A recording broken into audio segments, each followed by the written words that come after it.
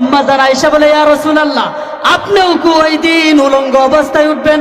বলেন, না না না, শুধুমাত্র নবীদের মধ্যে থেকে আমাকে ছাড়া সমস্ত নবীদেরকে, সমস্ত মানুষদেরকে, সাহাবাই কেরাম বলো, তাবি বলো, তাবে তাবিন বলো, সবাইকে একেবারে উলঙ্গ অবস্থায় উঠানো হবে। কেউ কারো দিকে ফিরেও তাকানোর সুযোগ পাবে না। লিকুল্লি ইমরিইম মিনহুম ইয়াউমাইযিন শা'নুন ইউগনি। সবাই একেবারে নিজেকে নিয়ে ব্যস্ত হয়ে যাবে। সবাই বলবে, ইয়া নাফসি, ইয়া নাফসি, আমাকে বাঁচাও, আমাকে বাঁচাও। সমস্ত নবীরা বলবে, আমাকে বাঁচাও। ঈসা আলাইহিস সালাম বলবে, আমাকে বাঁচাও।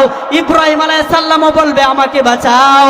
নূহ আলাইহিস সালামও বলবে, আমাকে বাঁচাও। সবাই এরকম ভাবে আওয়াজ তুলবে, আমাকে বাঁচাও, আমাকে বাঁচাও।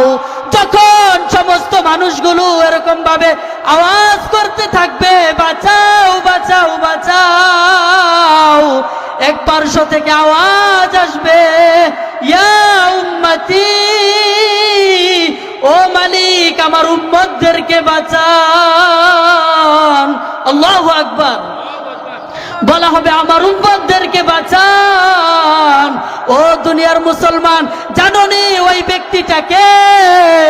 তিনি হলেন জনাবে মুহাম্মদুর রাসূলুল্লাহ সাল্লাল্লাহু আলাইহি ওয়াসাল্লাম। তিনি শুধু নিজের ফিকির করবে না, তিনি ফিকির করবে, উম্মতদের ফিকির করবে। শুধুই মাত্র বলবে, ইয়া উম্মতি, ইয়া উম্মতি, ও মালিক, আপনি আমার উম্মতদেরকে বাঁচান। ওই দিন কেউ কাউকে চিনবে না। ইয়াউমা ইয়াফিরুল মারউ মিন আখি, কোন ভাই তার ভাইকে চিনবে না। ওয়া উম্মিহি ওয়া আবি, মা বাবাকে চিনবে না, বাবাও মাকে চিনবে না, বাবা সন্তানকে চিনবে না। কলিজার টুকরা মা, মা তার সন্তানকে চিনবে না, বলবে, না না না, এটা আমার সন্তান হতে পারে না। কিয়ামতের দিন গর্ভধারিণী নারী সেও তার বাচ্চাকে প্রসব করে নিজেও দৌড়াইতে থাকবে। মুসলমান মাতালের মতো হয়ে যাবে মানুষ।